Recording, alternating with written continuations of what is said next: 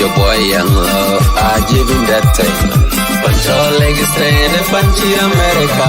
Banyi doll, pancho leg stand and punchy America. Banyi doll, ban walk on your leg, kankaro water no watching. Oga level leg, gear pow, leg. Panda with ya, punchy America. Banya doll, no, chingatonga pandon could you ever buy a check out. Papu panda jiro, what ya be doll venting.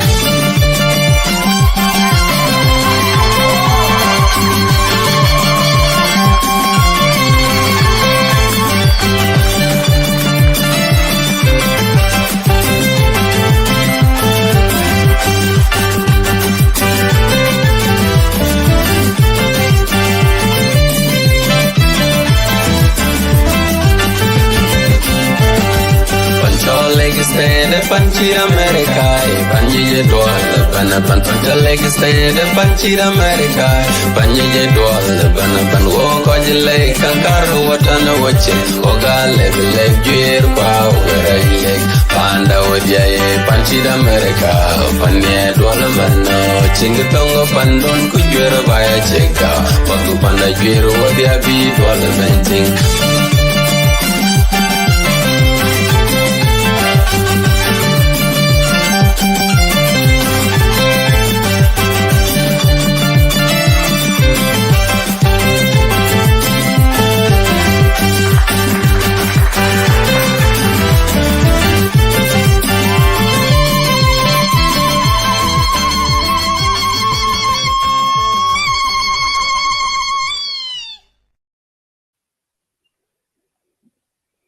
Hello. Good morning, good evening, good night, wherever you are. Welcome to Lagos State Media.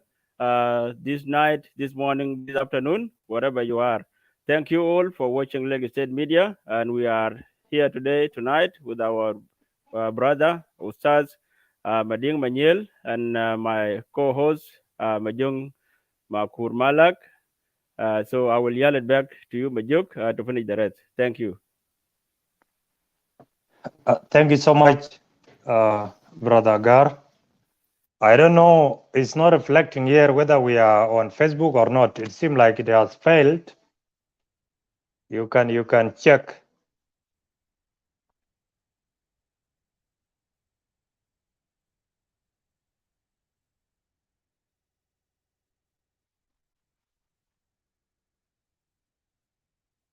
Hello, Gar. Hello, Majuk. We are on. We are on, and it is not reflecting we are here. on, Majuk. All right, thank you. Yep. Yeah, to all Lagos State media viewers across the globe, wherever you tune in, welcome to Lagos State Media for today's discussions, interview, and debate with our guest in the studio, Ustaz Mading Maniel, and he will talk about numerous things.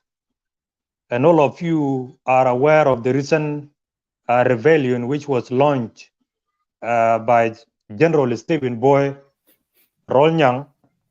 Ustaz Mading has recently joined a coalition with Stephen Boy. He will talk more about their new coalition.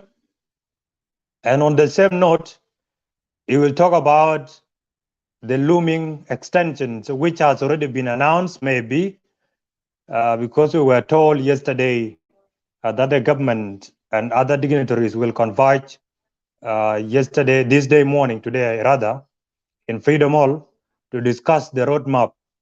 And the roadmap is containing 2 months extension or 3 years extension or 2 years extension rather.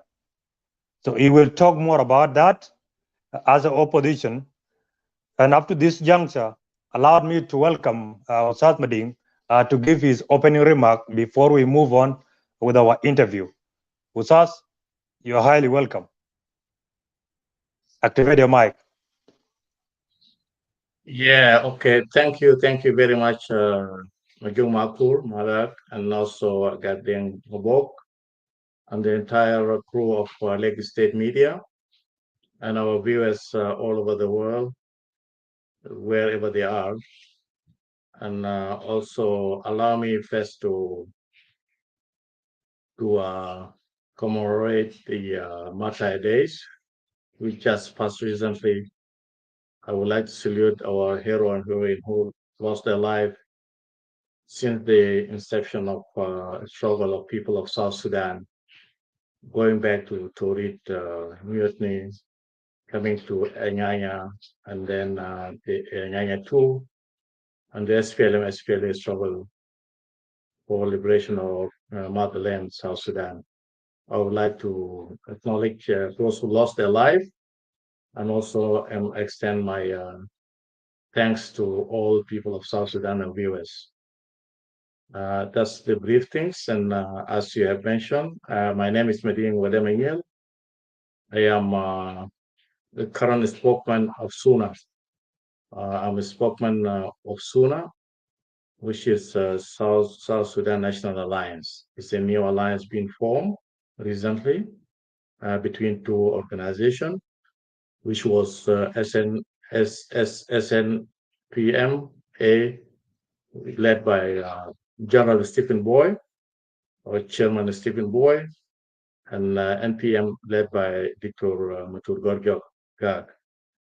As recently we have seen the joint communique between two organizations to come together and to work together under one umbrella, which is the new alliance, which is called SUNA, South Sudan National Alliance. Yeah, that's the brief thing which I would like to highlight here.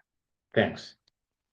Thank you so much, Ustaz Mading, for your brief introduction and opening remark. Yeah, we'll move straight to the question session. And to all our viewers, those who are watching us currently, I ask you to share it on your Facebook wall so that some of your colleagues will get to listen to this interview. And remember, South Sudan is now at the crossroad that need every citizen to come to the table of dialogue and talk to each other. Citizens are confused, politicians are confused, and we are here to discuss with some of the oppositions outside the government to tell us their perspective, what they see in the country currently, and how they project the future of South Sudan within the next 2 extension years and other years to come. And if you do that by sharing it, you'll be in a position to help us. Secondly, subscribe to Lagos State Media YouTube channel. If you will not be in a position to watch live interview, then later on you'll be notified on your YouTube so that you can watch some of the interview. It is our mandate as Lagos State Media outlet to bring to you any information that you ought to hear as a citizen of the country. Ustaz Mading, our guest, this is not his first time to ask Lagos State Media. He was among the first few guests who discussed the issue of dredging and resumption of Jonglei Canal in the month of February to the month of March before it was become public up to now. So he's our usual guest. We are happy to host him once again. Yeah, you have told us, Ustaz, that you formed allies recently with South Sudan People Movement or South Sudan People Army, headed by Stephen Boy Rolnyang, and your party is National People's Movement. The first question is, what were the objectives of you forming this party, the National People's Movement? Thank you. I will go straight away into the question. I will provide an answer to why did we form the national our party, which is NPM, National People Movement. It was a party which we formed in 2018 due to the fact that we had a feeling that there's a vacuum in South Sudan of emerging new political parties with new vision and strategy how to resolve the issues of the country. As you have known that the SPLM was the mother party for all parties before the split happened in 2013.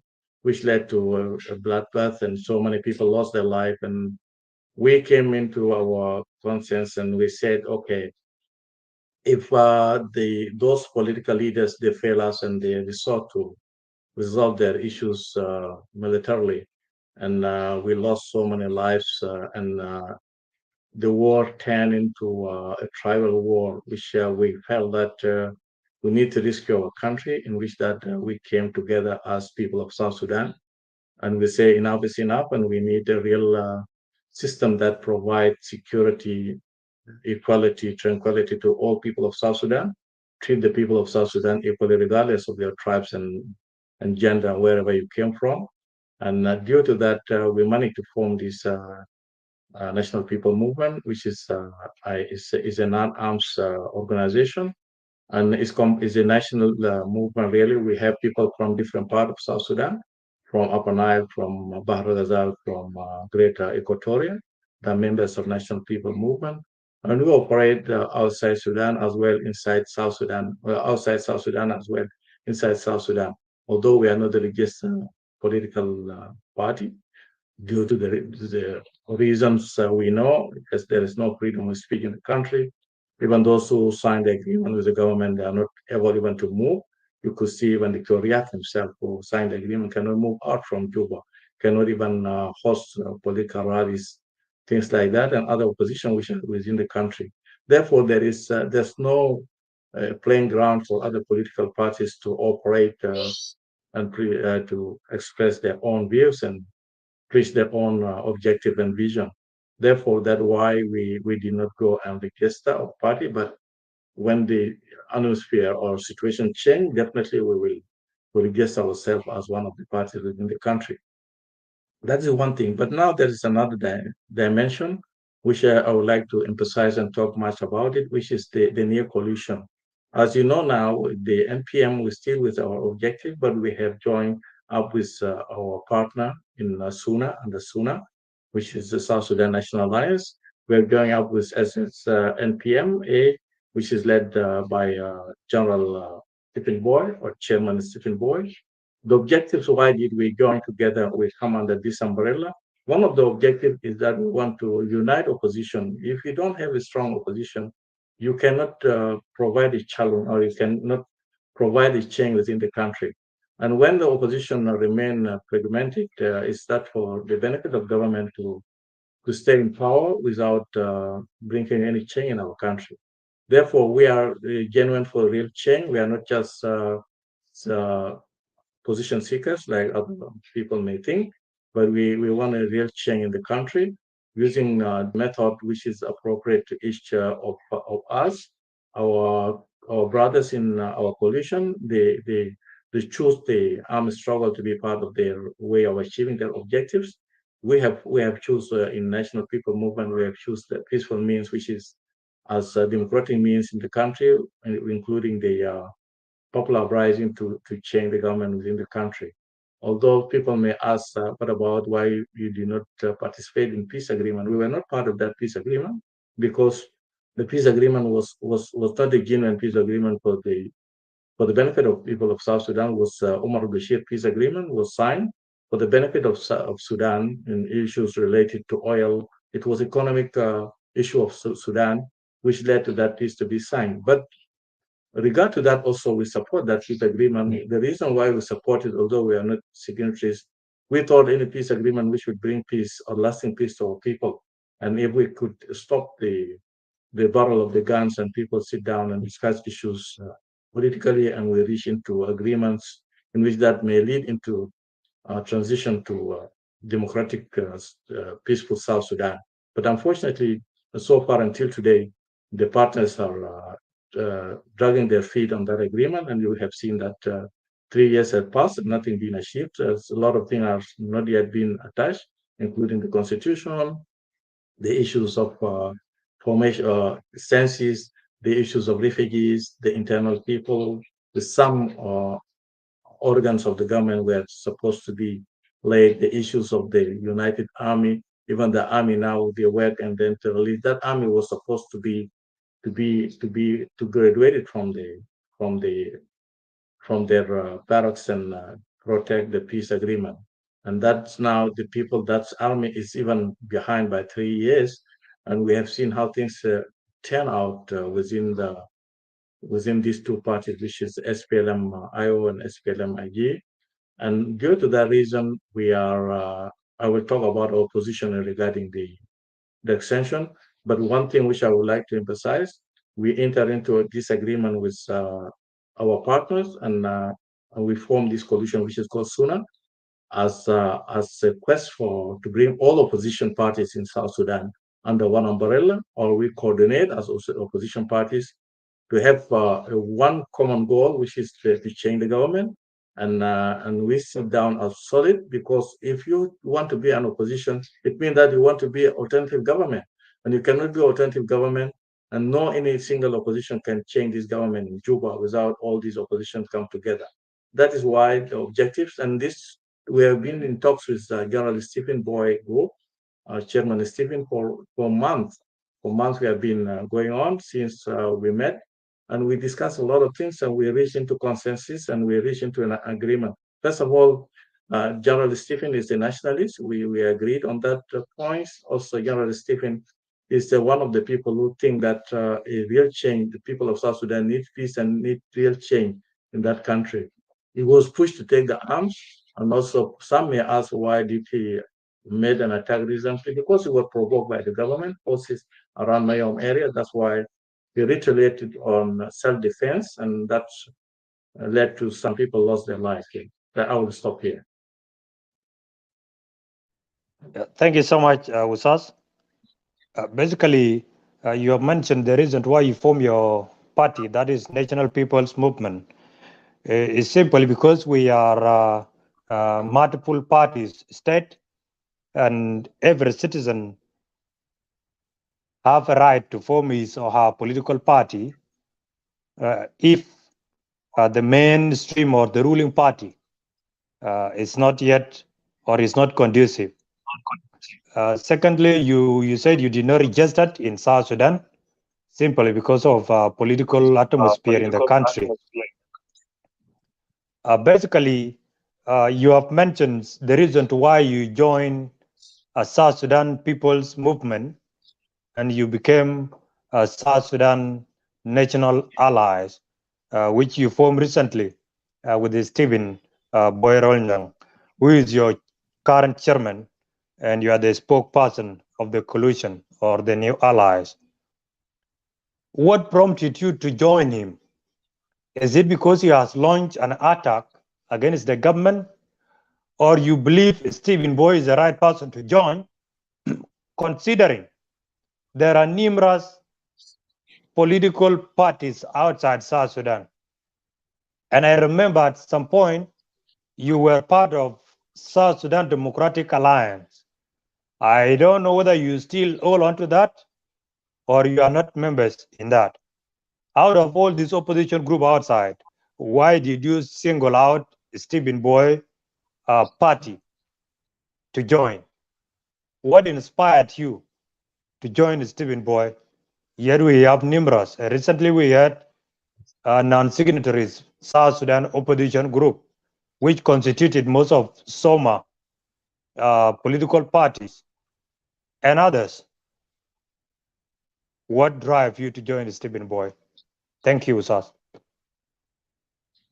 Okay, thank you very much. There's a mix-up here. We did not join Stephen Boy. We came together as two entities, and we're working side by side, two entities under umbrella, which is called SUNA. The Stephen Boy Group, which is South Sudan National People Movement Army, is still is intact as an organization. The NPM is still as an organization, but we came under one umbrella, which is called SUNA, and this umbrella is open to all other political parties. In regard to new non-signatories alliance, which is being formed recently, it was the same SOMA, which has been reinvented in another way, because they're the same parties which came together. Some few years ago, there was a split among themselves. They came together under that one umbrella now. But it doesn't mean that we cannot work together with them. And our quest and our objective is to bring all these opposition together under one big umbrella in future. Even and there are examples of having more than one opposition, and they work together side by side. For example, SAWA was comprised of military and non-military parties, and then also IO was there, but they were working side by side as oppositions.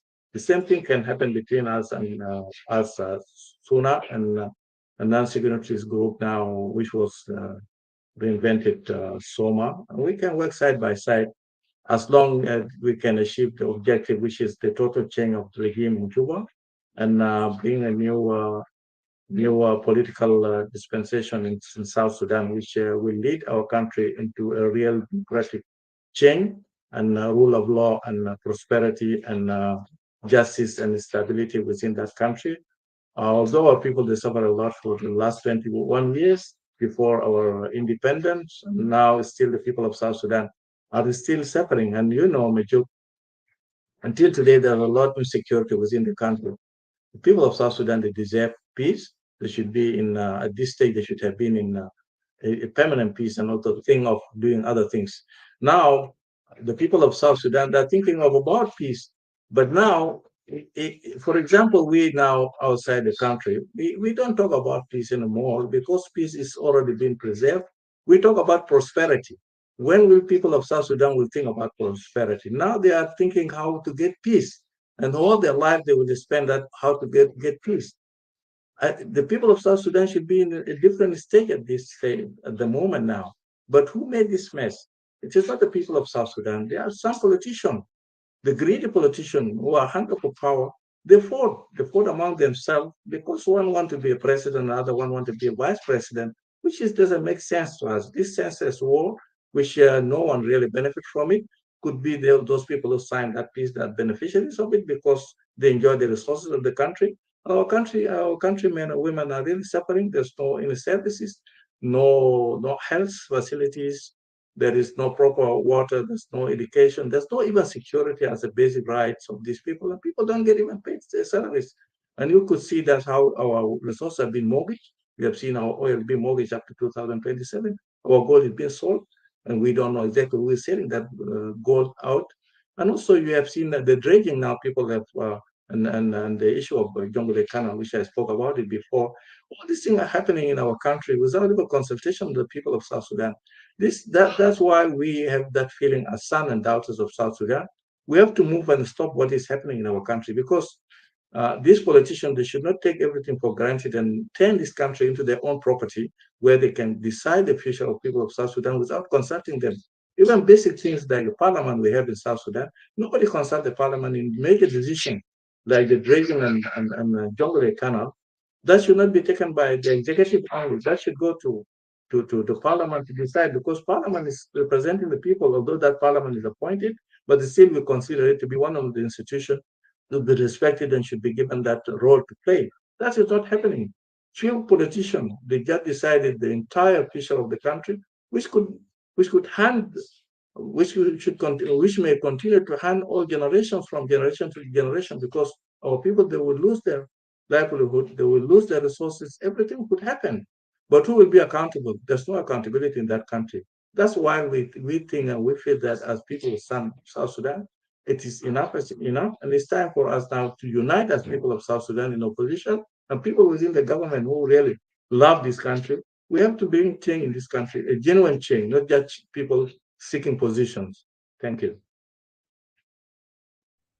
Thank you so much, Ustaz Mading. Basically, you join two parties because your aim is to bring all opposition group under one umbrella so that you can be strong. Was that what you were saying? Exactly, that's what I'm saying, and we are working on that, and all opposition are working on that to unite opposition under one big umbrella, and we have a position paper in issues regarding our country, and we are going to challenge this government peacefully or whatever the other means that people may use. And you know that even people talk about military options.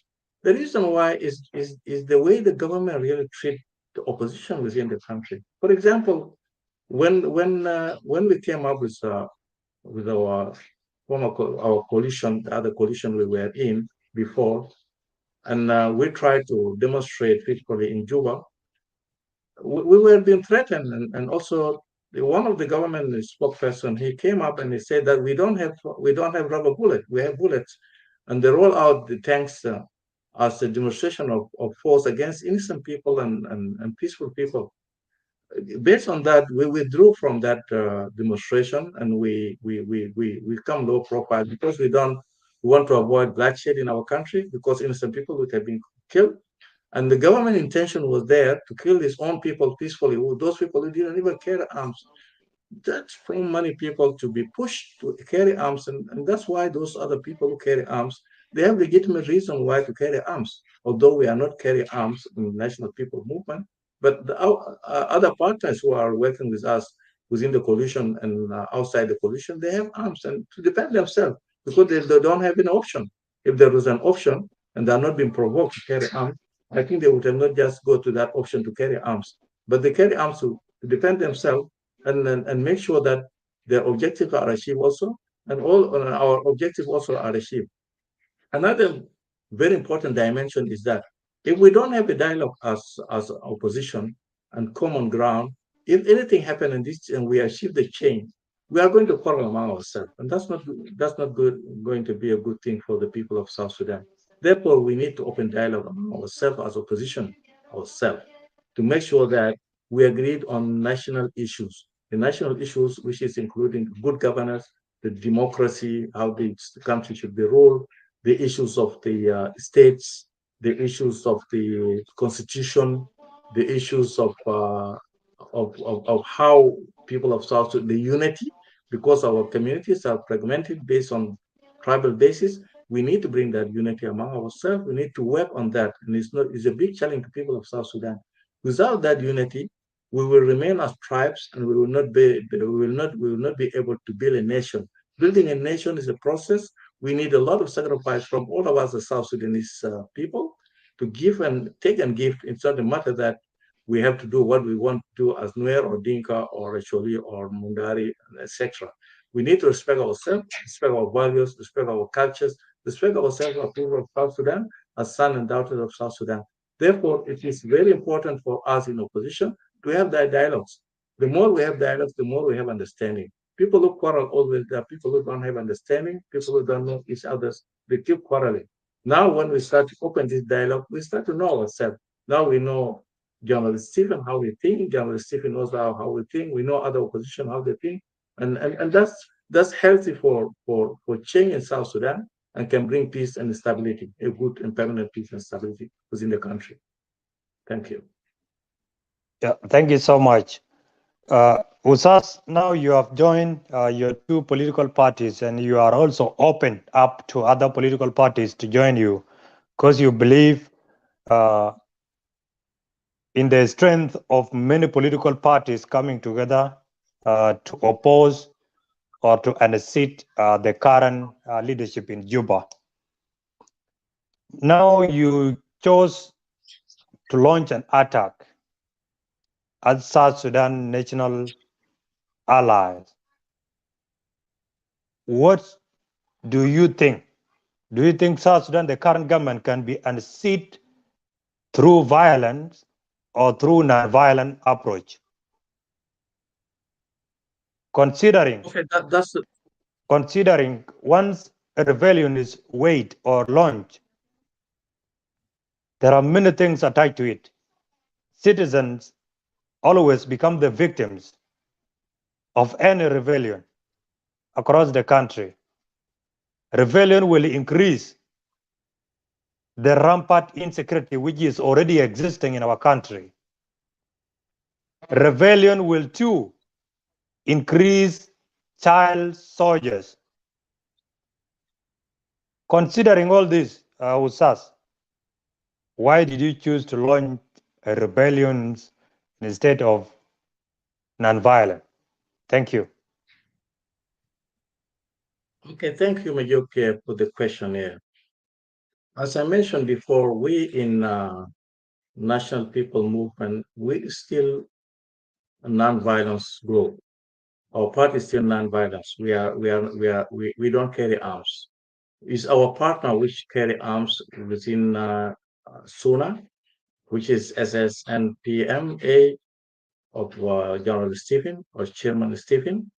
And we came together in alliance as normal practice of working together. As I mentioned, we cannot say because they are arms group, we cannot work with them, or we are peaceful group or non-arms group, they can work with us. We are all of us. We are opposition, and there's no opposition which can become an opposition to another opposition. It doesn't work like that. As long they want to achieve their objective through the armed struggle, it is their right, and we respect that. The same thing also to respect the way we want to bring change within that country. As long this change will be achieved and this government will be set from the seat in Juba, that's an objective. And as I mentioned before, most of these people they took arms because there was no option. Some of them were pushed by this government to take arms, and which is it seemed government enjoy the rebellions or enjoy the arms to people have arms group because sometimes I go back and maybe these people they fear democracy. Then because they want to stay in power. And the example is now they want extension. What happened in 3 years? Why they don't want to implement the peace in the last 3 years and also call for a fair election within the country and transition to democracy? Instead, they drag their feet on that agreement. Now they want extension for 2 years again, and maybe another extension for 2 years, another extension for 2 years or 3 years, until they stay in that power. The aim is power. And the excuse they use for the people of South Sudan, there's a rebellion, there's insecurity. But if you come to reality, it's not only the armed group which killed the people or the armed people died because of the armed group in South Sudan. Even recently happened in Tony area where the citizens fight with the army. Those people, they are not armed group, but they were provoked by the government. They were being attacked by the government. They defend themselves. The entire country is in insecurity, and there are so many groups which are carrying arms in all over South Sudan. And these people, some of them, even the government have its own militia, which they use them as proxies against other innocent people, provoking them. Like what happened in Mayom. It's the government militia in Mayom. They are the people who went out and attacked the forces of General Stephen Boy, provoked them. General Stephen Boy reiterated retaliation. The retaliation was the result of the incident which happened in some areas in Mayom, some of the areas in Mayom, which led to that offensive to happen. All this opposition, they have been operating and they have been there to defend themselves. And they need a genuine change. You could see General Malone is there, Thomas Shirlo is there. So many people are there with their arms and they're carrying arms and they defend themselves because the government doesn't want to listen to people who talks. And that's what they said when we want to go out in Juba. They tell us, no, we don't have rubber bullet. We can shoot people, we can kill people. Therefore, what does it mean? What does it mean that only the people with the arm can talk to them with them? With that things also still we maintain our position as an opposition and non-arms group. Still we will work peacefully and we will work side by side with our partners, regardless they carry arms or not. And that's their option, and we respect their option of carrying arms to defend themselves. Unfortunately, the death in South Sudan is continue, and the rebellion will continue if this government doesn't want to change their own attitude towards its own citizen. It's threatening his own citizen, is killing them, using militias, proxies, war against them, bringing this one, paying money to buy the general, to bring this general, throw out this general, bring this vice president, throw out this vice president. And that happened. The same National Congress policy of Khartoum used by Omar Bashir against the Darfurians rebellions, and he bring them and all. What was the end? The end was the end of Bashir. I'm sure if this government continue to behave like this, and they don't want really to implement peace, the end will be like the end of Bashir. Nothing will continue like that. All the generals now, they pay them money to bring them in and out.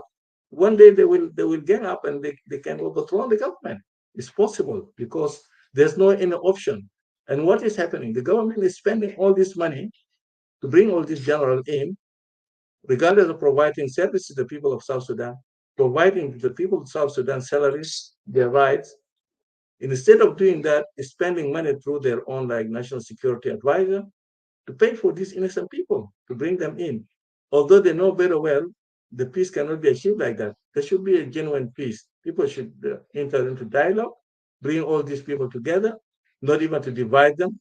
The government should play a role to unite them. The more you unite them, the more you will have one position or one group to talk to you. But you are going to talk with many people. How are you going to provide them with all positions, all these people? And if some they don't get this position, they will go back and fight you.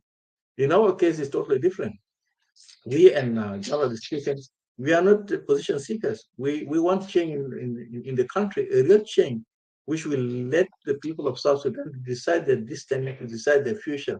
Not only a few people sitting in Juba deciding the entire nation future, doing whatever they want to do. They want to sell our resources, hijack everything. They do whatever they want. Now they give themselves what they call it extension. Without even people of South Sudan were not being consulted. They consult themselves. They want to enjoy the resources of the country. Having 5 vice presidents for another 5 years, another 2 years. That's all the budget of the country is going only to sponsor these gentlemen. And we forget even to provide the services, the basic services to the people of South Sudan. Therefore, nobody likes and nobody loves to see people are dying, but those people who carry arms, they were pushed to carry arms by this regime in Juba. It is the responsibility of the regime to change its attitude towards its own citizens, and not only the armed group, even toward the citizens who are not armed group, is harassing them, is killing them, and those people retaliated, and we have seen that incident in Tong area. Thank you. Thank you, Usas. But before we move to the second last questions of this specific section in regard to your new allies with the Stephen Boy, you said earlier that your party is still a non-violent party, and your core or your core principle is using rebellion, and you are now the spokesperson of the new allies between your party as National People's Movement jointly with South Sudan People's Movement Stock Army of Stephen Boy. What is your take as a spokesperson of that two joint parties? Are you saying that you don't support the guns approach, or you are saying you are still not yet decisive on what you should do? Because I remember once you join parties together is to support each other agenda, whether through non-violent or financial approach or even military support. Because once you join, it means you are one. Kindly, can you clarify that for us? Yeah, thank you very much. As I mentioned before, thank you very much. As I mentioned before, it's not new in history of South Sudan or in history of Sudan to have two groups to work together or more than one group to work together. We have the option of NDA when the NDA was comprised of political parties plus SPLM and the group of the Aziz, which was there, the Aziz Khalid at that time. All those groups, they work together side by side for the common goal that to bring change in Khartoum. And each group have its own objectives, but the most important thing is to bring change in that country. And the army, the armed group, they were there.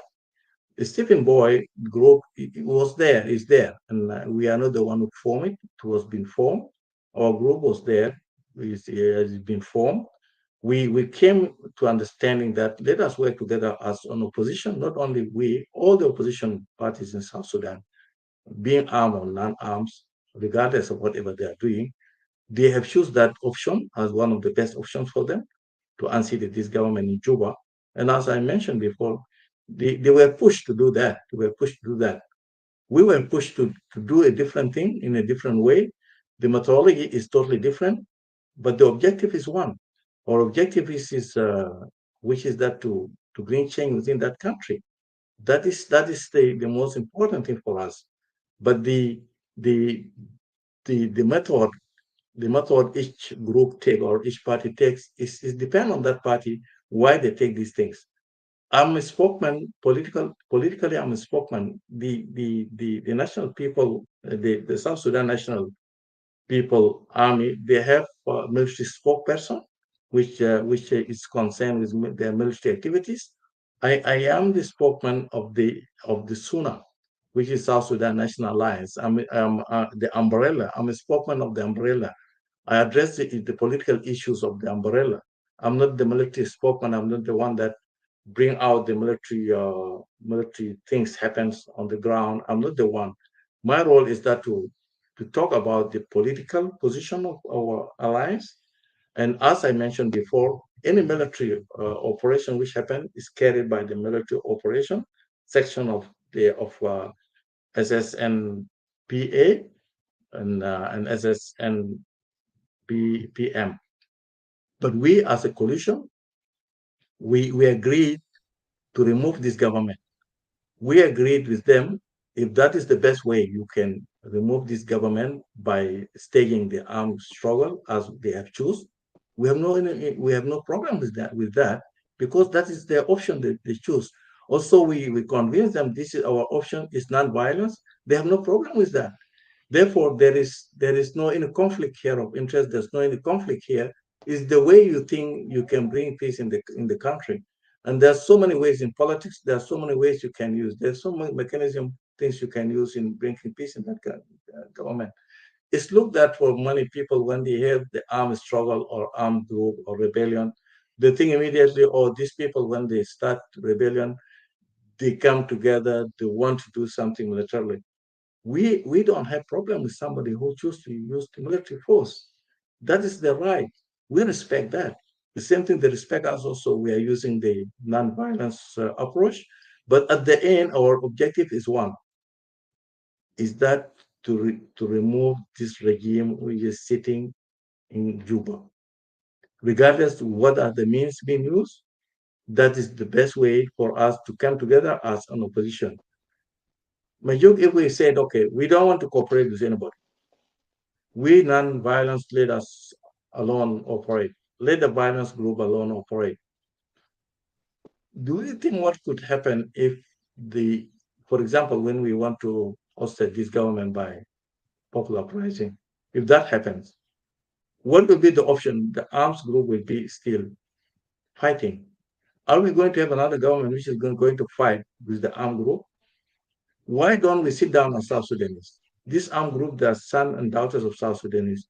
We non-armed group, we are sons and daughters of South Sudan. Why don't we sit down as South Sudanese and we talk? We have a dialogue, the real dialogue, because we don't have any interest to protect. Our interest and our goal is South Sudan. How we want to see South Sudan as a peaceful country, the country where people are treated equally. There's no insecurity in that country. We feel the pain of our brothers in Raja, or our brothers who are in Nimali, or our brothers who are in Jonglei. It's the same pain we feel in Lake State, the same pain we feel also in other part of the country. That's the South Sudan we need. It's not South Sudan which has been divided on ethnic, divided on tribal basis, and everyone work by his own way to achieve his own goals. And I think government is entertaining that. If you see today the setup of the government in South Sudan, even the ruling party, the people are not selected by the party to go into the ministerial position. It's the communities which bring people. The tribes, your tribe will bring you regardless of being a member of that party or not. And we have seen so many examples of people who are really not even members of SPLM party before. They became ministers. They become the ministers because the communities brought them. That is not the way government works. The party must be a party where people work, regardless of communities, regarding everything. That is our stand. We need a real change where all the political parties, arms group and non-arms group, come together and work together to bring change within that country. If we leave this country to continue like this, there will be no future. We will not have what is called country in future. You have seen the dredging now, which is going on, the issue of dredging and the issue of Jonglei Canal digging, restarting the work on Jonglei Canal. How is it going to affect the environment? How is it going to affect the ecological system in South Sudan? How is it going to affect the economic and the entire country. Nobody think about that until the expertise came and the panel of expertise came and they explained to the people exactly what could happen to the people of South Sudan. And unfortunately, until today, some of the officials they are insisting that dredging is not going to harm people of South What? Sudan. And this project is not a South Sudanese project. It's a foreign project led by Egyptian for them to achieve their own objectives in Africa, and particularly in Algerian countries. And flooding didn't start now. If you give me one second, I will go back a bit about the flooding. I'm not against the religion or anything. What happened like in time the Noah? No flooding. It happened. That was a flooding. That was thousands of years back. It's not something new flooding. The Nile itself during pharaohs in Egypt it used to flood. Even they moved the capital from south, from Oxford to the north because of flooding. That happened during the pharaohs. It's not something new. Muhammad Ali Pasha himself, he built three dikes in North Delta, which is these three dikes. There was one is called Qanat al-Khairia. He did it. These dikes. There's a Monofi and there's a Tawfiq and there's Buheri. These three of them, they did them to control water smoothly for agriculture and also to control the flooding. Therefore, we have option for flooding, not to sell our money, not to sell our water or give away our water to Egypt without any reason. Those options are there. That we feel responsible. We have that responsibility as opposition of the way that our country is being managed, the way our country is being run. As sons and daughters of South Sudan, we have moral responsibility to respond to misbehavior or misconduct of this politician, the way they're running the country. We are not happy with that. Therefore, we are seeking from the people of South Sudan. We could be alternative. And we can provide them with good governance. We can provide them with security. We can provide them with prosperity. We can provide them with economy. We can provide them with employment, not unemployment now, which is there, and even the economic approach. They did recently that they pump in some dollars in the market to control the dollar, forgetting that's what is called economic indicators, which are not working in South Sudan. Now, where's the dollar? The dollar shot up again in South Sudan, and will continue to go like that because there is no remedies being used to solve the issues of the country economically, politically, socially. There's nothing being done. Therefore, it is responsibility of all opposition parties to come together and work together side by side with alternative government, with a program that can alleviate the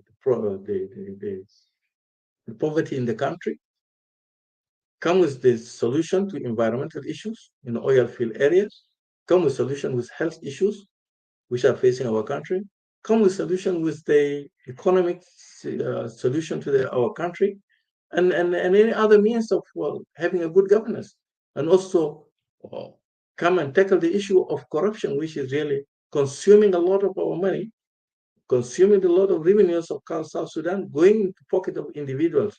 Therefore, it is the right time for the people of South Sudan to think outside the square, outside the Panadora, and think there is another alternative which can really lead this country to a different level.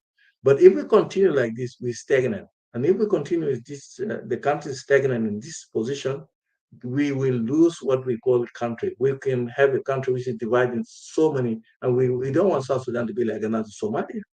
Therefore, it is a responsibility of people of South Sudan, not only we in SUNA, it's responsibility of all people of South Sudan, including those who are in the government, and those civilians who are not in the government, and those civilians who are not supporting any political party, to make sure that this country is safe, that this country is rescued by going another step to remove this politician who failed, who doesn't have political will to solve the problem of the country. Since 2011 until now, they are still fighting among themselves. They're still fighting because of the positions. And that's not going to help problem. That's not going to help people of South Sudan. And why don't we keep people who are really not doing anything for the people of South Sudan? We don't deny that they fought the war of liberation. That's true. They fought the war of liberation. But unfortunately, they turn at the moment to be the obstacle of the people of South Sudan. The people of South Sudan they kill, they're not less than the people who have been killed during the war of liberation. And who killed them? And you talk about the arms rebellion before. the armed rebellion happen among themselves first, and they kill themselves. The government kills, the IO kills, and they kill themselves. And we were not the people that would create that. They themselves create that one. And people of South Sudan, they don't ask them today, why did you kill us? They even give them extension, unfortunately. The people of South Sudan should bring these people into book. These people should be taken to the court because they have committed crimes. They kill innocent people. In Bor, innocent people died. In Juba, innocent people died. In Bentiu, innocent people died. In Malakal, innocent people died. In different places, innocent people died, and nobody even questioned that. The people of South Sudan are rejoicing that these people are going to give us peace. Peace is not a gift from them. Peace is not a grant from them. It's our fundamental rights. Whether they like it or not, it's our fundamental right. We should not go and beg them to give us peace. That peace is the right of people of South Sudan. It's not the leadership of the country that provide peace to us. It is our right, the people of South Sudan, to get that peace. If they don't want to provide to us, it is our right to get that peace by all means, because it is our right. That's the little thing which I would like to contribute. At the end, we are not against anybody in South Sudan. We are opposition. We will work together with other opposition, arms and non-arms, to bring change and permanent peace in our country. Thank you so much, Ustaz. That was the line which most of the citizens or the viewers were willing to hear from you, that you are a spokesperson on the political wing, and the military wing has its own spokesperson. Thank you for that clarification. And you have mentioned many things in regard to the extensions and the suffering of South Sudanese.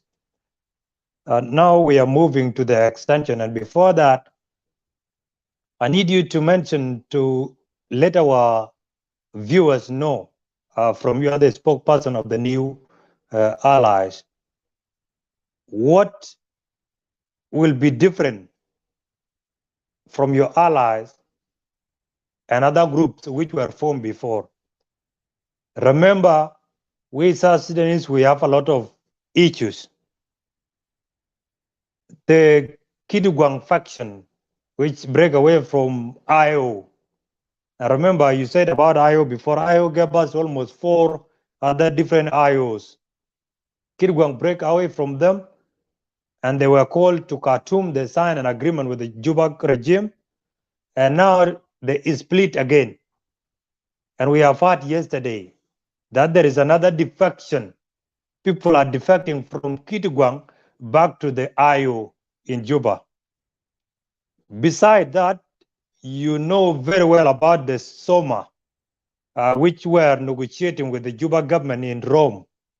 Some of them were suspended and others pulled out from the group.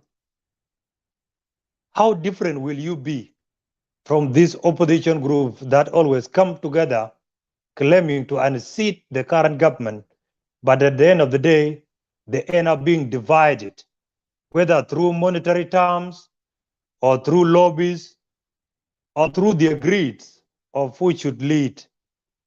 We'll be happy if you can give us brief information within 2 minutes, then we move to the extension aspect. Thank you, Ustaz. Yeah, thank you, Majoge. Unfortunately, this is one of the saddest of political setup in South Sudan. It's very sad to see the people not really carry arms, or maybe they oppose this government, to unseat this government politically, to go back in Juba and sit with this government and just get position and reposition themselves to be in the government, which is not delivering anything to the people of South Sudan. It's very sad to see that is happening in our country. We are firm in our position since we formed our party in 2018, and now also since we came into alliance with Stephen Boy party, and which is South Sudan National People Movement, led by General Stephen Boy, who is the chairman of the alliance SUNA. We in SUNA, we are not interested in any negotiation with the government. Our demand is to change the government, the change of the government. The negotiation could come in one aspect, if that is possible. In case if the government move forward to remove those leaders who are really responsible of instability and those leaders who don't want to implement peace, like President Salva Kiir and his Vice President Victoria Machar, because these people are responsible of the mess in our country. If these two parties work hard to bring change in their own parties, that will pave the way for all opposition in South Sudan to sit down and discuss issues of peace and stability in the country. Because these two gentlemen, they have their own objectives, and their objective is that to be in power. They are going to be vice president, first vice president, Salva Kiir, President Salva want to be president of the country. They don't care about the people of South Sudan. They kill themselves. They don't kill themselves. Uriak himself is responsible partly responsible of issues of SPLM-IO, self responsible of insecurity in the country. And he made a very shocking remark a year ago or some few months ago that you people fight. And when you kill yourself, those who will run to me, I will protect him. That's not a statement can be made by head of a state. That shows that they don't care. The army he have is only to protect himself in Juba. Doesn't care if people kill themselves in Warab state, in Jonglei state, in eastern Equatoria, or in western Bahar Ghazal. That is none of his business. His business is that to be in power, enjoy the resources of the country with his own circle, I mean. And also the same thing also with Victoria. He is in power there with his own group, and he turned the entire things to be a family business. As you know, many people they split from him, including the Kidwan group. They were not happy the way the first Vice President Victoria Machar handled the issues of IO. Therefore, we are not much concerned about what they are doing.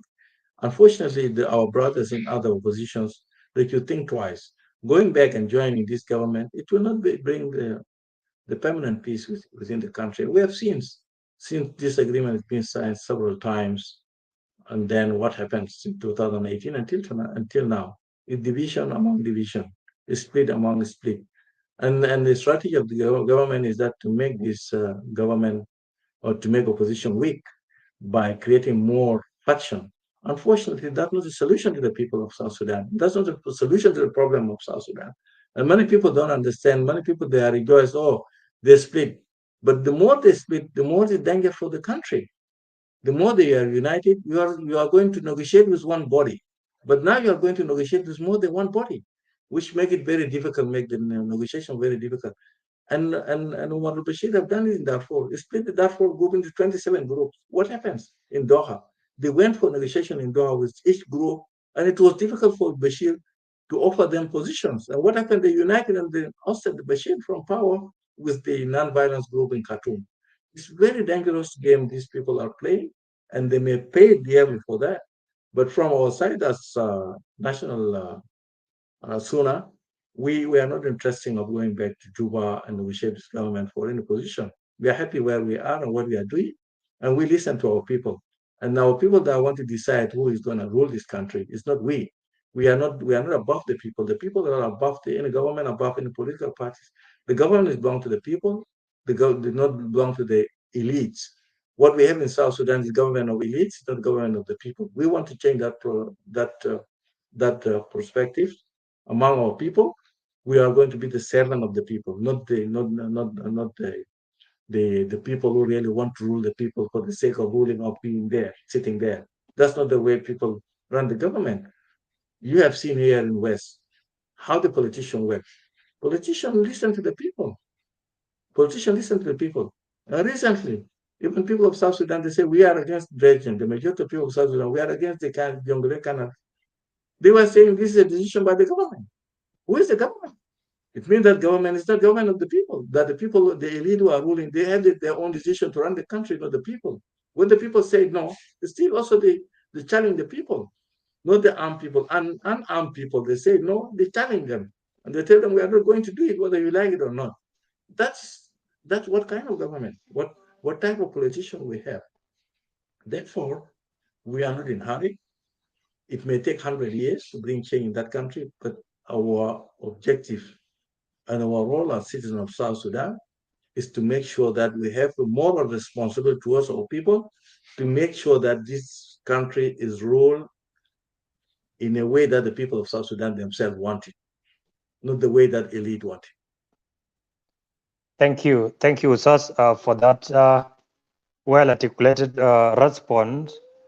Actually, our oppositions nowadays are suffering from numerous issues, and when government has mastered the mind and the heart of its citizen, it's very easy to manipulate them and divide them and continue ruling and presiding over them. And that's what is happening now. So many South Sudanese citizens, most of them are even questioning themselves, what is the essence of forming political parties or being opposition if, if you cannot hold on to what you believe? You form within 1 week, and then the other 1 week you break away, and then you rejoin again the current government. Thank you for that. It's very unfortunate indeed. We are now moving to the issue of extension. Remember, Usas, South Sudan now, as you have really explained to us, we are under a very huge and dark forces from all over. The hyperinflations in the market, because we believe we are in a free market economy. So every price should be given by the way they wish, because nobody is controlling. The rampant corruption, which is sometimes being termed as naked robbery in our country, because few elites are the ones benefiting direct from oil revenue, non-oil revenue, and even giving contract to their own relatives. We are in a fragile and fragmented society. Brother is fighting against brother in Upper Nile, in Equatoria, and in Bahr el Ghazal. For the last 4 or 5 years, since 2013 up to now. And you have heard the government came up with a committee, and the task was to draft the roadmap. And the roadmap is a pregnant things with another baby called extension. And the information was leaked by the Foreign Affairs Minister of Sudan that the government has agreed with the opposition that the extension is the only option for them to prepare for an election. And remember, election was to take place next year in the month of February, or even the month of December this year, because agreement said elections must be held 60 days prior to the end of transitional period. Now they have come up with another project that is extension of 2 years. What do you say about that?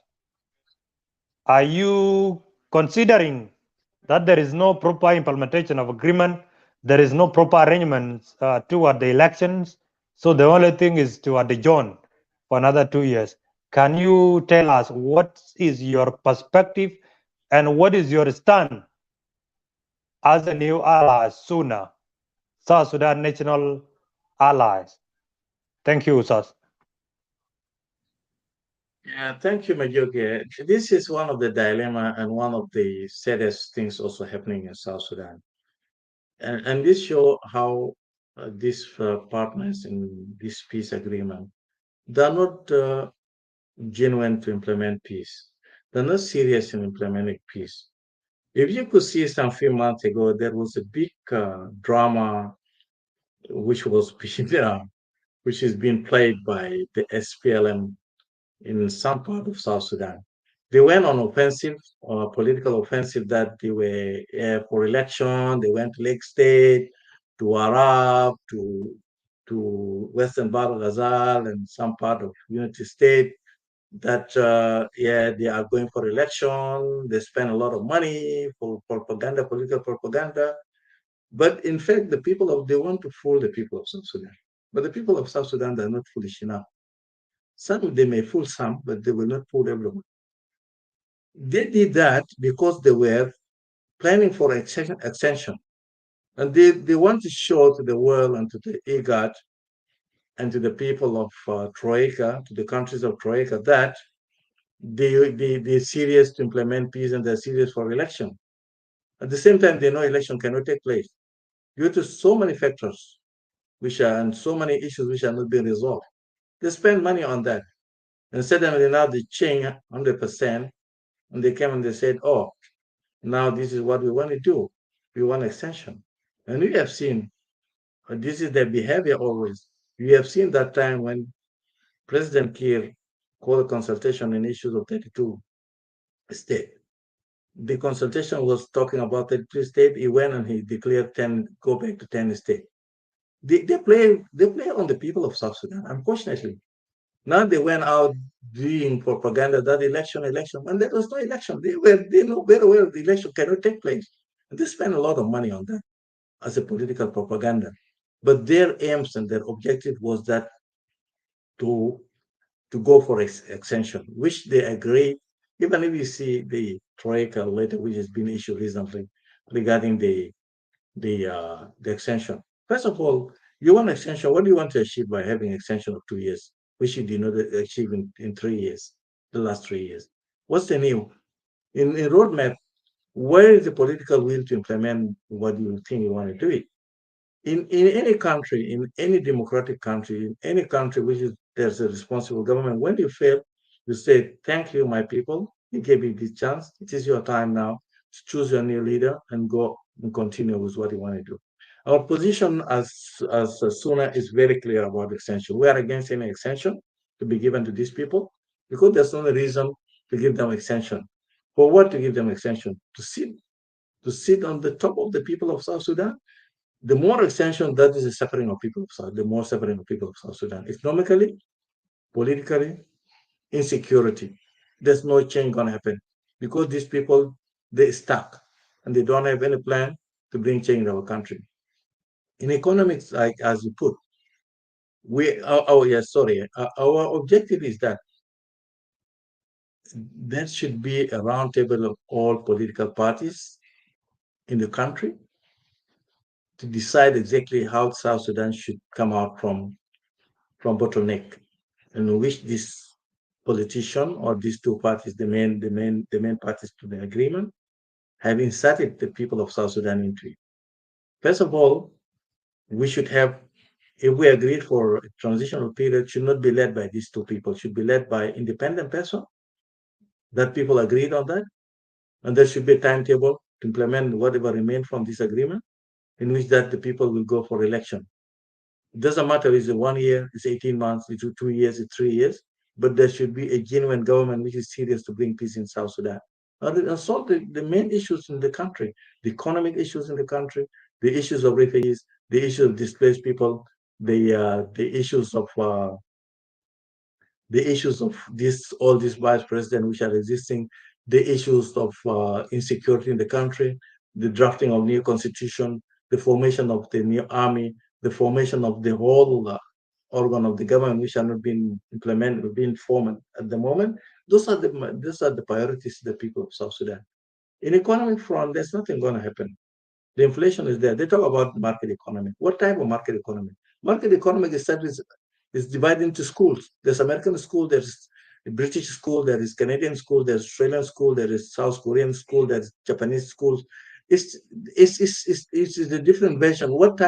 What we have in South Sudan is not a market economy. This is called economic anarchy. It's total anarchy, where people, whoever can decide what they want to decide. In America recently, when there was inflation, what did happen? The government came with the stimulus, giving checks to the people to go to the market and make this economy to run, to bring down the inflation and also to make the people that can buy fuel and other things. It happened here in Australia. Here in Australia, we have what is called consumer watchdog.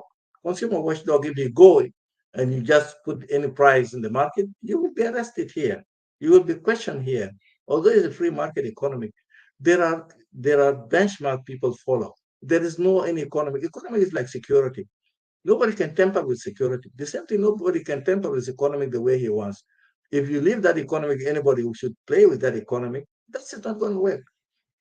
The version of a free market economy that South Sudan is adopted, this has been abandoned in 1827 by British. They abandoned that system of economy. It's not working even in UK. It's not working anywhere in the part of the world, except only now in South Sudan. They still want to adopt that economic as the best economy for the people of South Sudan. You cannot have that same economic in a country where there's no infrastructure, which I call, what I mean by infrastructure, economic infrastructure. We don't have the small industries. We don't have production. We don't have import and export. We don't have trade balance.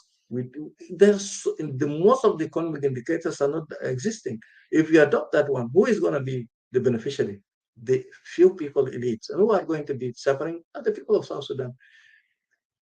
Unfortunately, more than 95% of people of South Sudan, they're living under line of poverty. Not because they are poor, because they were made to be poor by their own government, by wrong policies that have been implemented in the country or being adopted by the government. And I don't know exactly what this government think. If they thought that the central bank will pump the dollar in the market to bring down the dollar rate, that's not going to work for long. That's a short-term solution, could work for 2 or 3 months. But you must have production. You must have production which create jobs, which create circulation of the goods in the market, which create you have import and export, where you can have a trade balance, where this you can sustain your currency, where you can build your own economy. All those things are not on the ground in South Sudan. And they fail to do that. Not because they don't want to do it. South Sudan is very rich. We have all these resources. But because of people who are really looting the country become poor. Become poor, and individuals become more richer. And the majority become poorer.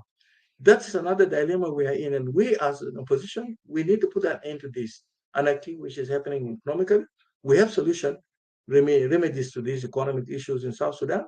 If we are given a chance, we provide the remedies. We can come with solution. We have already paperwork. We have built all this economic outlook and how we can implement economy, which is economic is like this jacket I have. You cannot take a jacket which is not going to suit you and put it on your body. This is what the South Sudan government is trying to do. It's taking economy which is not really suited to the people of South Sudan and want to implement it on them by force, which doesn't work, and it will not work.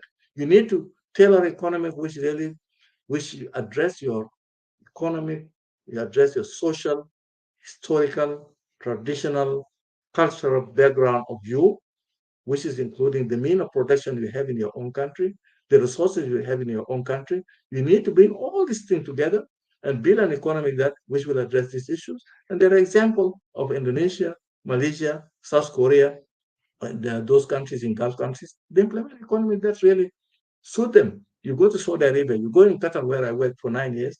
They have their economy. It's a free market economy, but address their own issues. If you go to Qatar today or you go to Saudi Arabia, you will get the oil, the fuel in the market is less. The rate of the fuel is less than the 1 liter of fuel is cheaper than the liter of water in Saudi Arabia and Qatar, because this is their products and they have to provide it to their people the way they want it. And what they export it is totally different. This is the way the economy works.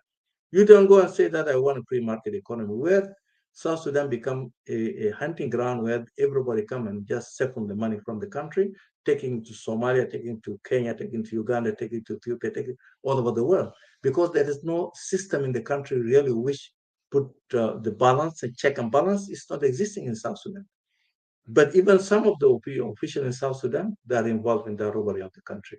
The question of you have mentioned, we are against any extension. We don't want any extension to take place. The government is going to do extension, it's up to them.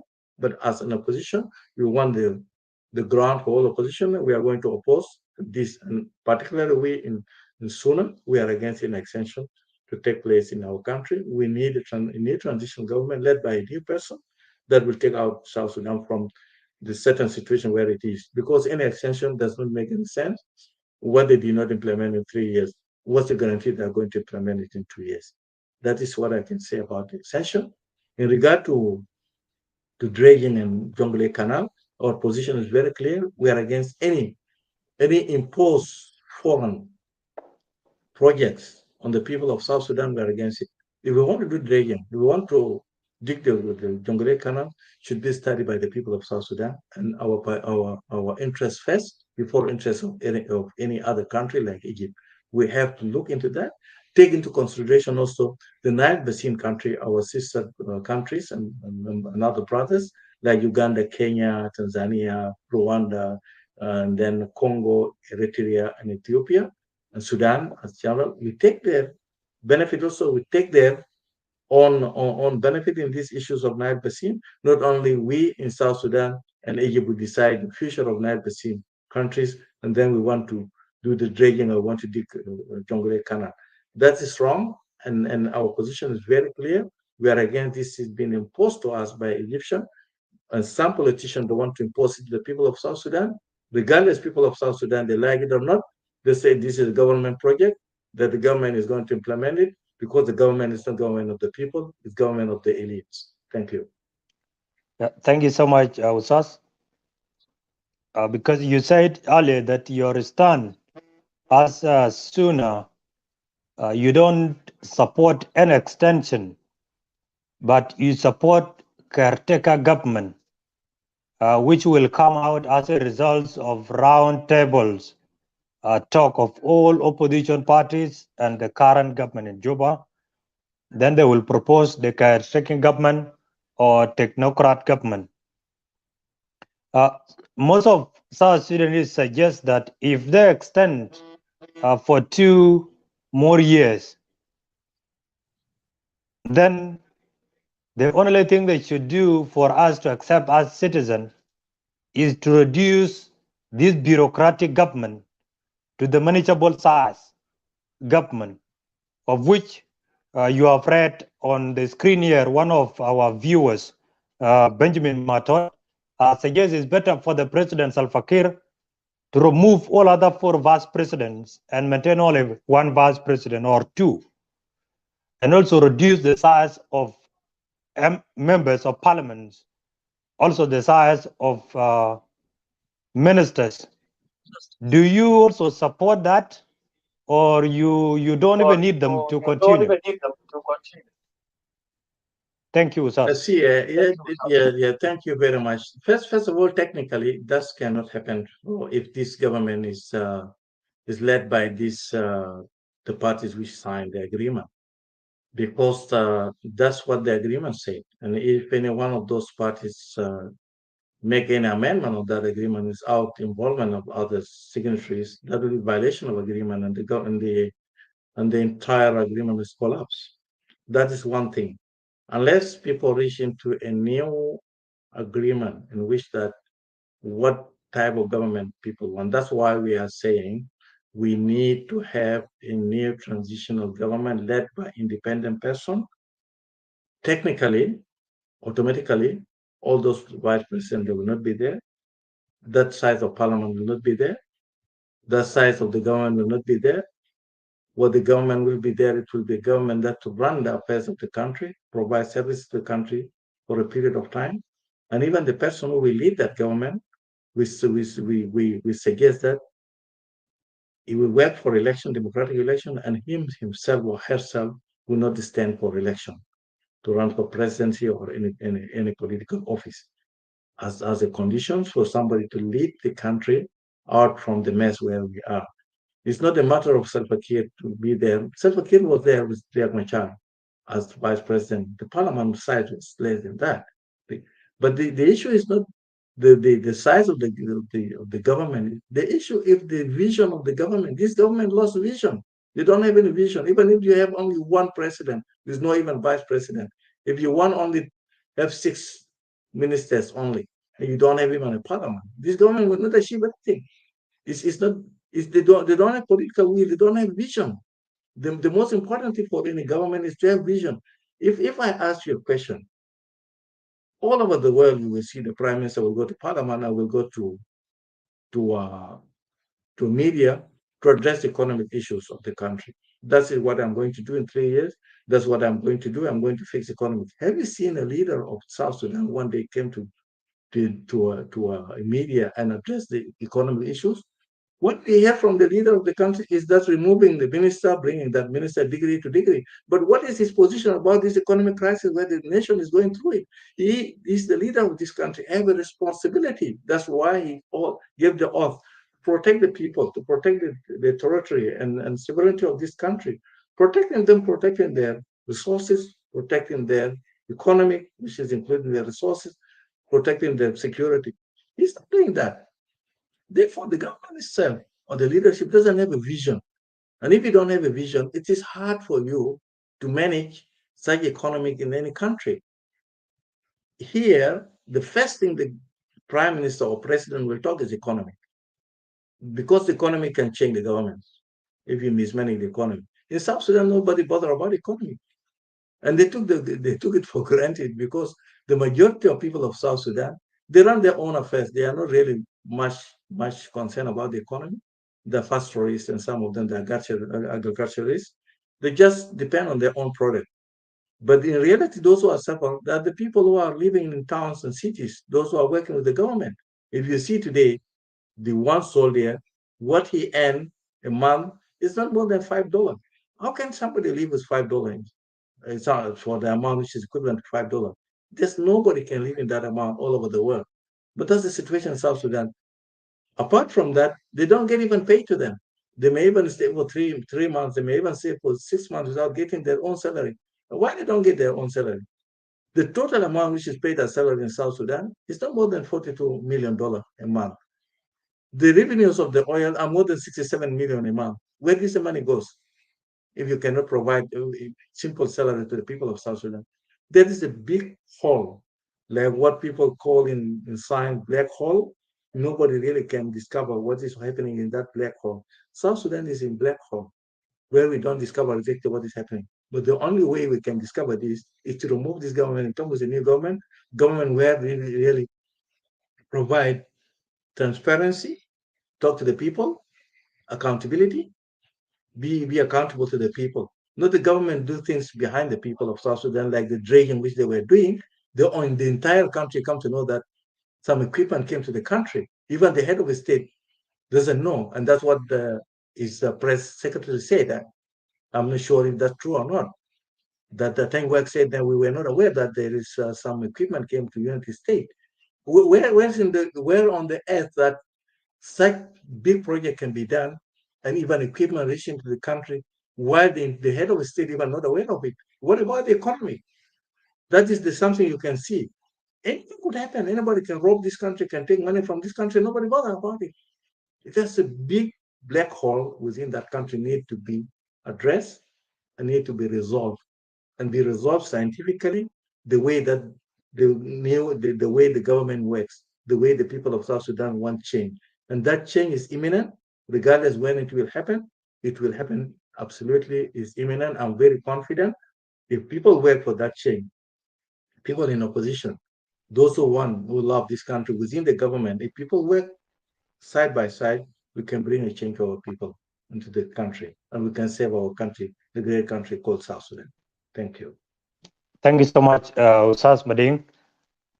Before we wind up with our interview of today, we will give chance to our viewers. Some of them might pose some questions under comment section, of which my good brother Agar, if there are questions behind the scenes, you can display them for our guests to answer them from our viewers before we close the show.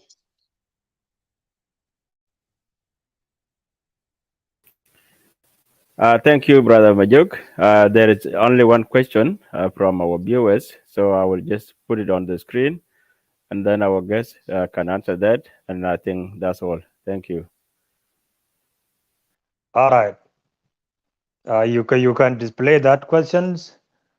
Okay, from Victor Makur M, who will giving you a chance, brother. In politics, you do not beg for the power to be given to you. No, you search power.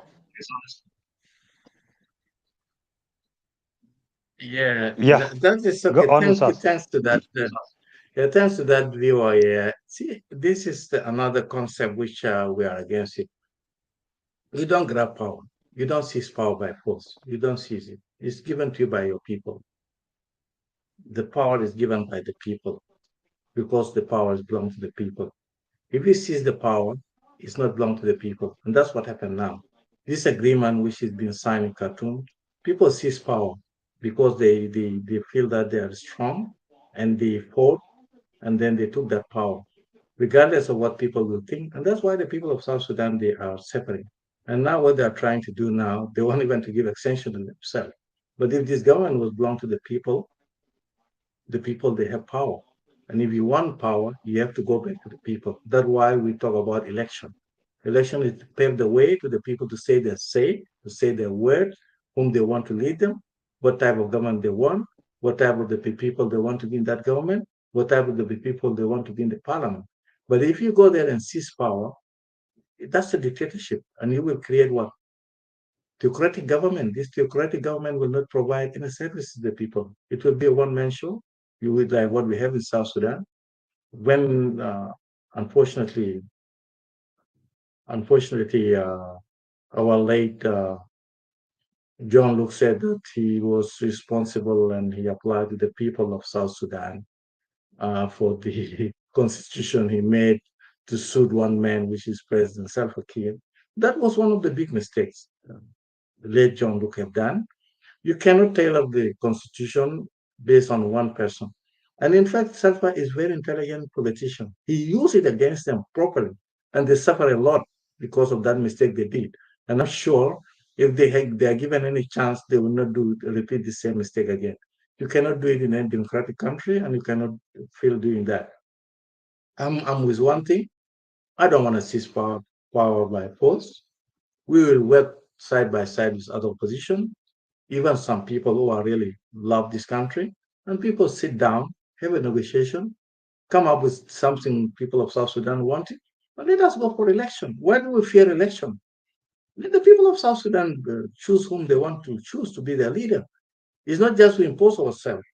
When people went for armed struggle, there was a genuine reason why people went for armed struggle. And when people take arms, there's a genuine reason for that. But just arms is not the ultimate goal. Carrying arms is not the ultimate goal. It's a process, it's a procedure, it's a tool to take you to the level that where we can sit down and negotiate and come up with a solution to our problems.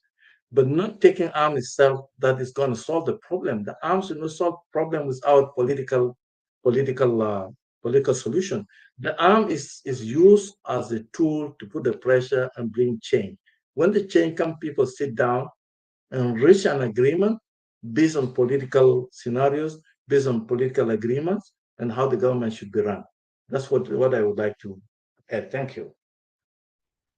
Yeah, thank you so much, Usas, for your time and your ideas and your perspective in regard to the dark hole, which you said South Sudan is now in a black hole. We are in a black hole indeed. We are using all means possible to view what is in that black hole. And we are yet to see it because the future is not clear, as it was said by a Nigerian comedian, that I look at the future and the future is not clear. Before we wrap it up, we'll wrap it up with one question on my desk. You know, Usas, what the Big Six agree upon, especially the presidency, plus parliamentarians, plus ministers, plus governors, and the state assemblies, is what their colleague will go for, especially the regional bodies. When you look at them saying extension is the only option for them to prepare themselves and carry out what they call election. And you know, recently, US pulled out from funding the entire peace implementation. And last week, the former assistant of the state, US, tweeted that this is a scam. You cannot fail for 3 years without implementing the agreement, and you propose again for another 2 years extension, and you expect the international community to finance it. And he said international community are not that naive to be dragged into that scam. And yesterday, after the invitation rolled out to all grantors and supporters of the peace implementation, I hope you came across the letter and the response from Troika. Troika declined not to be present in today's event in Freedom Hall, simply because the reason was the roadmap was not inclusive. And remember, whether with a Troika or without Troika, the angry politician will proceed with the extension. What can you say about the response or decline of Troika, the pull out of USA in correlation with the financing of these 2 years extension periods of the implementation of the agreement? And that will be our last questions, Ustaz. Thank you. Thank you very much, Mayuk, for this question. It's a very important question, really, too. And this question should be tabled to all South Sudanese citizens. We create this situation where we are in ourselves. It's our made issue, problems.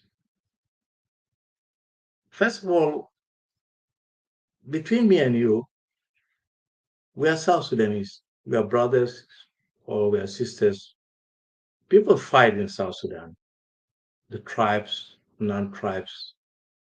What was difficult for these people to sit down and resolve their own issues? You have seen in Kenya, when Raila Odinga had problems with Kenyatta, they sat down as Kenyans and solved it. We don't have political will to sit down and solve it. We import solutions from other countries to be imposed on us. And we start crying around and look around how these things to be resolved. That show that we are not mature enough politically to resolve our own problems. And this takes us back that's to be decolonized, unfortunately. Unfortunately. If we have dignity as citizens or people of South Sudan, it is shame on us to go and look for a solution beyond our borders in which that we cannot sit down and solve our problems. It was not hard for these two gentlemen to sit down and resolve this problem. The power should not be the issue. Unless you want to grab this power by force, the power belongs to the people. If there's any issue of power, let's go for election. And let the people of South Sudan choose who is going to be the leader. Should not be the issue people quarrel. Those countries, they have their own responsibilities. USA, Troika, they have their own responsibilities. This money they spend on peace agreement in South Sudan, they are taxpayers' money. They are not just coming from the heaven. They are questionable to their own citizen, and they respect their own citizen. If they just tamper with the money of their own nation, they will be thrown out from the power by the people because the government belongs to the people there. It's not the matter that they have to sell out their policy to their foreign policy to their own people. If they want to continue to sponsor this peace agreement, they will be asked by the people of USA, by the people of Norway, why do you want to spend money? What happened in 3 years? Why did you not implement the peace? They will not have any answer to this question. And this is where the democracy is the government of the people. But in South Sudan, we create problems and we have that notion and that mentality until today. We still feel like when the SPLA, SPLM were rebels, where international community used to support us. That should not happen. We have our own country. It should have been the right time now for us to support international community, not international community to support us. We should have not paid back to them. We are a rich country. We have oil, we have resources. We should have now participated in peacekeeping in other part of the world. We should now be giving assistance to other countries where there are wars, like in Ukraine or Syria or other places. South Sudan should have contributed on those things. We should have not contributed in the United Nations. But now, still now, we have the elite in the country. They took the money as theirs, and they still now push the people of South Sudan for assistance from international community. Do you know today 72% of the health in South Sudan is still sponsored by the NGOs? 72% of our health by NGOs. And where's the government? Where's the money? Therefore, it is their legitimate right to say we're not going to sponsor peace agreement anymore. And this is going to be a big challenge to these partners in this peace agreement, how they are going to implement it. They have been already crying from time to time, there's not enough money to implement peace. And the little thing which used to be paid to them by Troika, in the United States and Troika countries, now it's been cut off, or maybe possibility will be cut off totally, unless if they change the decision and they have sympathy towards the people of South Sudan, they may continue to provide something. But the reality is that if these our politicians really, do they love their country? Do they like the people of South Sudan? Do they have responsibility towards their own nation? If they have that, they should not even ask people of Troika or any other country to sponsor peace. They should create their own resources to sponsor this peace because they have money. There's money in South Sudan. But where the money goes, given to individuals to go and pay for generals to bring them in peace agreement, millions of dollars are spent unnecessary, and the entire country is suffering, and people of South Sudan are suffering. Those are the few issues need to be addressed, unfortunately. But I do respect the decision of those countries, because you cannot continue to do the same thing with no any outcome. Otherwise, you will be stupid. And they cannot fool the international community. If they fool the people of South Sudan, they should not think that they can fool the people, international community. And this money, they are not just a grant given free. There are conditions of giving money out in the country. And I think it's good luck for them if they want to implement the peace. But our position in SSUNA, we are against that peace to be implemented. Thank you very much. Thank you so much, Ustaz. Actually, you said something very interesting, that you cannot continue doing the same thing several times. That gives you the same results, and you always insist doing it and expect different results, then you will be stupid. That is what is happening. If you look at the economy, which you talked before, it's exactly our central bank has been injecting $1 million into market for the last 3 years under the pretext of controlling inflation rather, but they always get the same results, and they expect that the economy will be stable by dint of injecting. That is so sad.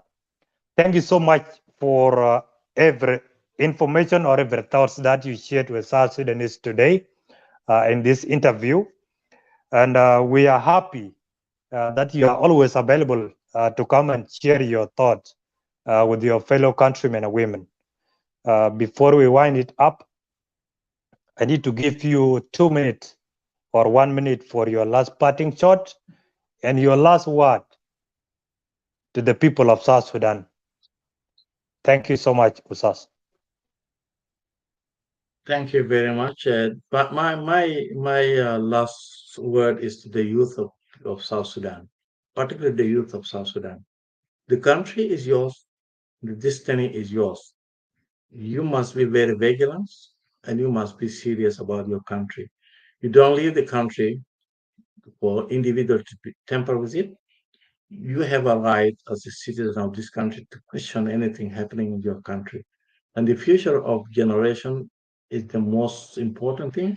And I hope and I wish the youth of South Sudan, united from all tribes of South Sudan, and have a common agenda in which that they can manage their own country in the future and come up with a solution to the problem of the country. As long if the situation continue like this, and there will be no any change. But I have hope one day I could see the light at the end of the tunnel. One day, the South Sudan will have a peaceful, will be a peaceful country. Relative peace will exist and prevail in our country. It's a matter of time because the people of South Sudan, they're very intelligent. They love their country. They fought for it since the British time, since the 30 time, since the British time, since the Sudanese, the Arabs ruled in South Sudan. But at the end, they achieve their own objectives. It will not be difficult for them. One day, they can bring a stable government and peace and stability in their own country. Thank you very much. Wow. Thank you so much, Ustaz Mading Maniel. Is a powerful message to all South Sudanese youth that you need to be vigilant and stay on a high alert because the future is yours. And South Sudanese are so resilient. They resisted several dangerous attempts from British, from Egypt, from Arabs until now, and they're still existing, resisting such deadly or conflict being imposed on them by their leaders. Thank you so much. On behalf of Lagos State Media, my co-host Agar will give us last words before we end the show. And before I give it to him, let me give you my word, and then he will close the show. Thank you so much, Ustaz, for being there and honoring our invitation to come and share your thoughts with South Sudanese. It's a great thing and it is a pleasure to us as Lagos State Media. To our fellow citizens, especially the viewers of Lagos State Media, thank you so much for being there always. Attend to come and listen to our guests and also share your thoughts and your view through comment section. We are always happy to give you any information that ought to be heard by South Sudanese. And it is our mandate as media outlet to bring to you any guest. And if there is anybody among you is willing to come and share his thoughts with us or her thoughts, then you are highly welcome. Lagos State Media is open to all South Sudanese. And that is why we said in our motto, Lagos State Media beyond boundaries. The choice is yours. As you have been warned by our guests, stay alert, vigilant. South Sudan is in a dark hole, and we are yet to see what will happen before the end of this year, because we live in the country where the debt of our nation from one China is equivalent with our GDP. That is, our GDP is 2 billions, and the debt from China is 2.6 billions, apart from other loans being taken by our government. So we don't know who will pay those debts. Your children, which are not yet born, will be the victims. I'm not even talking about you. Thank you so much. Let's keep talking. It is our mandate to keep talking. Any society that always talk, always find a solution to their problems. We will continue inviting more guests. And before the end of today, we might invite another activist from Juba to come and talk to us about the results of roadmap event that is ongoing now in Freedom Hall. Thank you so much. May God bless each and every South Sudanese, and may God bless South Sudan, and may God bless Africa. I yield it back to you, my co-host, Agar Deng Mabok. Thank you so much, Ustaz. Much respect to you. Thank you, Brother Majuk, and our guest, Ustaz Mading Maniel, and all the viewers who are watching in different places. I will thank you tonight in my time in Australia, and I hope you will enjoy your day, your afternoon, your morning, your evening, wherever you are. And we are for everybody, as Brother Majuk said. Feel free to contact us whenever you want to say something concerning our nation. You just approach Lagos State Media and we will be there for you. We are for everyone, opposition of the government and government also, but none of the government officials approach Lagos State and we decline him or we turn him down or her. So we're still waiting for them to address the nation, those who are not satisfied by what is going on. Thank you all and wish you good luck whenever you are. Legacy Media. Thank you. It's your boy Young Love, I give him that time. Pancho leg stand and punchy America. Banyi doll, pancho leg stand and punchy America. Banyi doll, walk on your leg, kankaro what I know watching. Oga leg, gear, pow, leg, panda with ya, punchy America. Panya doll, chingatonga pandon, could you ever buy a check out? Papu panda jiro, what ya be doll venting.